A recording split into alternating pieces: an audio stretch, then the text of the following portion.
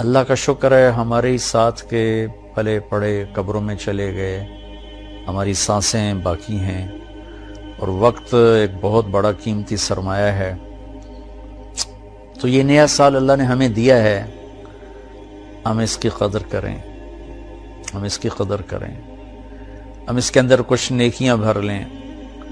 اللہ تعالیٰ نے وقت کو بہت قیمتی بنا کر قرآن میں پیش کیا ہے، اوقات کی قسم اٹھائی ہے، والعصر، خاص طور پر عصر کے وقت کی قسم، اور یہ قرآن کی آخری صورت ہے،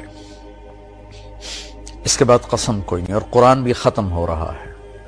تو ایسے ایک مناسبت سمجھ میں آئی ہے، اللہ کرے گا ٹھیک ہی ہوگی، کہ جیسے عصر کا ٹائم آتا ہے تو دن کے جانے میں ٹائم تھوڑا رہ جاتا ہے، شام اندھیرا آنے میں ٹائم تھوڑا رہ جاتا ہے، تو میرا اللہ آخر قرآن میں یہ قسم اٹھا کے ہمیں کہہ رہا ہے، والعصر، عصر کے وقت کی قسم، کہ جیسے عصر کے بعد ٹائم تھوڑا ہے، اس دنیا کا ٹائم بھی باقی تھوڑا ہی رہ گیا ہے، تمہاری زندگیوں کا بھی ٹائم تھوڑا ہی رہ گیا ہے، جو کرنا ہے وہ جلدی جلدی کر لو اور غفلت سے نکل آؤ۔ اور 4 کام بتائے ہیں اللہ تعالیٰ نے والعصر کی قسم اٹھا کر۔ ایک، ایمان لے آؤ، الا الذین آمنوا، شکر ہم ایمان والے ہیں، وعملوا الصالحات، دوسرا اچھے کام کرو، نیک کام کرو، کبیرہ گناہوں سے بچو، ہو جائے توبہ کر لو، ہم کوئی مشین نہیں، اوپر نیچے ہونا انسانی فطرت ہے، ہو جائے گناہ توبہ کر لو، وتواصوا بالحق، ایک دوسرے کو حق کی بات کرو، تبلیغ کرو جو تبلیغ کا کام، وتواصوا بالصبر، ایک دوسرے کو صبر کی دعوت دو، اس کے لیے تیار کرو۔ تو اللہ نے ٹائم کو قیمتی کر کے پیش کیا ہے، قسم اٹھائی عصر کی، والشمس وضحاہا، اللہ تعالیٰ نے چڑھتے دن کی قسم اٹھائی، واللیل اذا یغشی، اللہ نے رات کی قسم اٹھائی، والصبح اذا تنفس، اللہ نے صبح کی قسم اٹھائی، والفجر، اللہ تعالیٰ نے فجر کی قسم اٹھائی، ولیال عشر، 10 راتوں کی قسم اٹھائی، حج کے پہلے 10 دن، والشفع والوتر، اللہ نے 9 تاریخ 10 تاریخ کی قسم اٹھائی، پھر جن چیزوں سے ٹائم بنتا ہے ان کی قسم اٹھائی، والشمس وضحاہا والقمر اذا تلاہا، اللہ تعالیٰ نے سورج کی قسم اٹھائی، چاند کی قسم اٹھائی، والنجم اذا ہوا، اللہ نے ستاروں کی قسم اٹھائی، ان کی گردش سے ٹائم بنتا ہے، پھر ٹائم کی جو شکلیں ہیں، والنہار اذا تجلی، اللہ نے دن کی قسم اٹھائی، واللیل، رات کی قسم اٹھائی۔ تو جتنے ٹائم فگر ہیں بڑے، ان سب کی اللہ نے قسم اٹھائی ہے، دن کی، رات کی، عصر کی، چڑھتے دن کی، پھر خاص راتوں کی، صبح کے وقت کی، صبح صادق کے وقت کی، فجر کے وقت کی، پھر حج کی 10 راتوں کی، پھر حج کے 9 تاریخ کی، پھر عید کے دن 10 تاریخ کی۔ یہ قسم اٹھانا چیز میں طاقت پیدا کرنے اور اہمیت پیدا کرنے اور تاکید کے لیے ہوتا ہے۔ تو میرے بھائی بہنوں، اللہ نے وقت کی قسم اٹھا کر ہمیں تاکید کی ہے کہ ٹائم بہت قیمتی چیز ہے، اسے ضائع ہونے سے بچاؤ۔ کم از کم یہ ہے، اگر ہم نیکی نہیں کر سکتے تو کوئی گناہ نہ کریں، اور ہم بشر ہیں، گناہ ہو جائے تو توبہ کریں گے تو انشاءاللہ اللہ اپنے فضل و کرم سے معاف فرما دیں گے۔ تو نئے سال کا استقبال تو ہونا چاہیے شکر کے ساتھ، لیکن مغرب کی آندھیوں نے ہمارے بہت سے چراغ بجھا دیے، اور ہم بھی اس رات کو اس طرح مناتے ہیں جیسے وہ مناتے ہیں جن کے سامنے نہ جنت ہے، نہ جہنم ہے، نہ آخرت ہے۔ وہ تو بیچارے معذور لوگ ہیں، انہیں پتہ ہی کوئی نہیں، یعلمون ظاہرا من الحیات الدنیا وہم عن الآخرۃ ہم غافلون، انہیں آخرت کا پتہ نہیں، صرف یہی دنیا کو جنت بنانے کے چکر میں ہیں، تو وہ کر رہے ہیں۔ لیکن ان کی نقل میں ہماری نسل بھی راتوں کو اٹھ کر 12 بجے کیا کیا کیا کیا نافرمانیاں کرتے ہیں۔ میں نے چونکہ وہ دور بھی دیکھا ہے، کالج کا دور بھی دیکھا ہے، ان تاریک راہوں پہ کیا کچھ ہوتا ہے وہ بھی دیکھا ہوا ہے۔ تو میں بہت عرصے سے، میں 31 رات کو جاگتا ہوں ٹھیک 12 بجے میں ایک دم اللہ کی بارگاہ میں سجدے میں گرتا ہوں، نفل پڑھتا ہوں، اور اس وقت میں کہتا ہوں یا اللہ تیرے محبوب کی امت کے جتنے نوجوان یا جتنے بڑے چھوٹے مرد عورت اس وقت نافرمانی کر رہے ہیں تو انہیں اپنے فضل سے معاف فرما دے یا اللہ، اور مجھے معاف فرما دے کہ میں نے ان کو بتایا نہیں، سمجھایا نہیں۔ اہل خیر، اہل دین، یہ ان کی ذمہ داری تھی کہ ان کو سمجھاتے، لیکن شیطان نے خلیج حائل کر دی، ہم ان سے متنفر ہو گئے، ان سے نفرت کرنے لگے۔ نفرت کرنا تو آسان کام ہے، نشہ پلا کے گرانا تو سب کو آتا ہے، مزہ تو تب ہے کہ گرتے کو تھام لے ساقی۔ جو ہمارے دینی طبقوں میں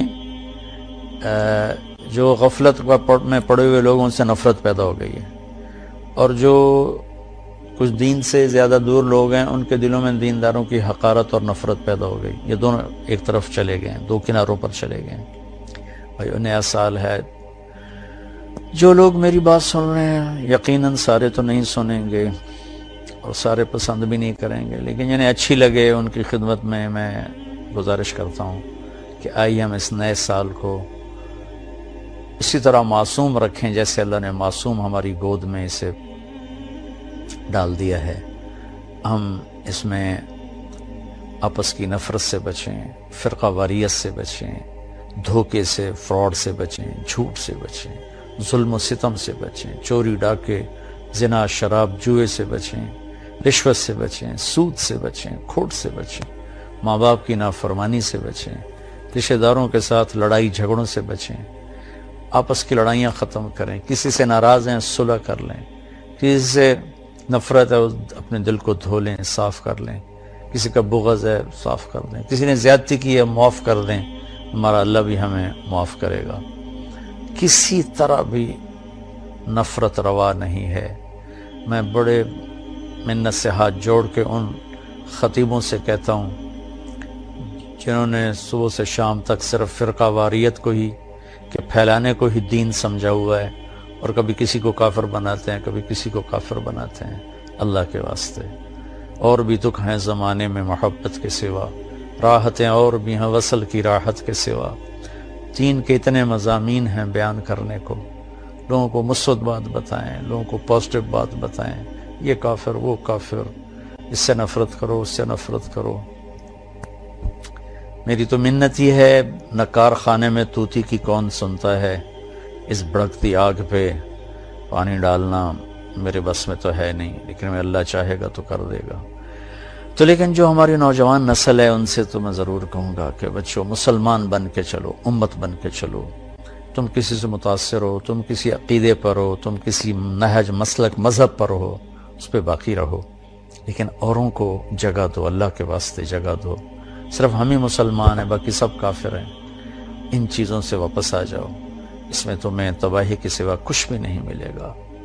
میں نے دنیا پھری ہے، تاریخ پڑھی ہے، میں خون کے آنسو روتا ہوں جب مذہب کے نام پہ نفرت کی آگ کو بھڑکتا دیکھتا ہوں، سیاست کے نام پہ قتل و غارت دیکھتا ہوں، درد اٹھتا ہے، ایک بھوک سی دل میں اٹھتی ہے، ایک درد جگر میں ہوتا ہے۔ ہم رات کو اٹھ اٹھ روتے ہیں جب سارا عالم سوتا ہے۔ کسی کہنے والے نے کہا میں نے تو نقل کیا ہے، میں تو ان لوگوں میں نہیں ہوں رات کو اٹھ اٹھ روتے ہیں۔ البتہ دکھ ضرور لیے پھرتا ہوں کہ کاش امت کے اندر محبت ہو، پیار ہو۔ افسران سے کہتا ہوں بددیانتی چھوڑ دو، مزدوروں سے کہتا ہوں خیانت چھوڑ دو، تاجروں سے کہتا ہوں کھوٹ ملاوٹ چھوڑ دو، ذمہ سے کہتا ہوں تکبر ظلم و ستم چھوڑ دو، طاقتور سے کہتا ہوں اللہ کو یاد کرو، ایک دن طاقت کا نشہ اتر جائے گا، موت اٹھا کے سب کچھ لے جائے گی۔ چور ڈاکوؤں سے کہتا ہوں ہمارے بچے ہو، ہمارے بھائی ہو، آ جاؤ ہم مل کے توبہ کریں۔ فضیل بن عیاض بہت بڑے ڈاکو تھے، ان پورا عراق ان کے نام سے تھر تھراتا تھا اور کانپتا تھا، لیکن جب توبہ کی تو ایسے بڑے ولایت کے مقام پر پہنچے کہ اس زمانے کے سارے اولیاء کرام ان کے سامنے گھٹنے ٹیک گئے۔ ڈاکو سے اتنے بڑے مقام پر پہنچے، بادشاہ وقت بھی ان کے سامنے بیٹھ کر کانپتے تھے، یا لوگ ان کے ظلم و ستم سے کانپتے تھے، یا پھر ان کی ہیبت اور معرفت الہی اور محبت اللہ کی اور دین کا مقام جو ملا، یا پھر اس سے لوگ ایسے کام تھے، ہارون رشید جیسا جابر بادشاہ عطیات کی شکل میں ان کے سامنے بیٹھتا تھا۔ اپنے ہی وہ سب یہ غلط راستے ہیں۔ ظلم و ستم کا راستہ کبھی سکھ کا راستہ نہیں ہے۔ ممکن ہے آپ اپنی طاقت کے بلبوتے اور اپنے باڈی گارڈز پر 4 دن زندہ رہ جاؤ، لیکن آخر موت تو آئے گی نا۔ پھر قبر میں بہت خوفناک کام شروع ہو جائے گا کہ ظالم کے لیے زمین بہت تنگ ہو جاتی ہے۔ تو اب ہمارے بچے ہو، ہماری نسل ہو، میں تو تمہارے لیے بھی اتنا ہی درد رکھتا ہوں، چونکہ ہمارا ہی بچہ بگڑا ہوا ہے۔ مائیں تو ڈاکو نہیں جنتی، مائیں تو چور نہیں جنتی، مائیں تو کسی کو ظالم نہیں جنتی۔ ماحول، معاشرہ ان کے ساتھ وہ چال چلتا ہے، کوئی کیا بن جاتا ہے، کوئی کیا بن جاتا ہے۔ حکمرانوں سے کہتا ہوں رحم دل بنو، ظلم و زیادتی سے بچو۔ تمام طبقات سے کہتا ہوں صدق و امانت، سچائی اور دیانتداری، 2 کام اپنے نبی کے ہم لے لیں، ایک سچ بولنا، ایک دیانتداری۔